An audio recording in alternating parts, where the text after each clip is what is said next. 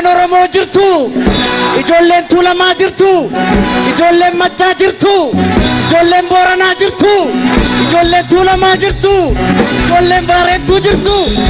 Eessa jirtu? Eessa jirtu nagaamu?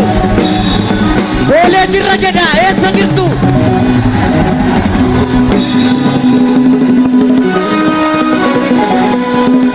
Geerar geerar naan jettu.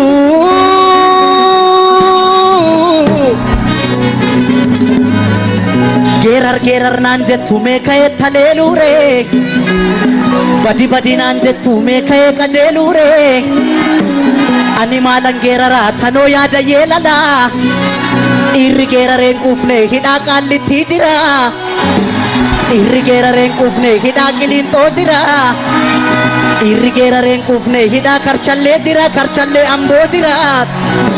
Anoo maalan geeraraa tanoo yaada yeelala. Tanoo yaada yeelala.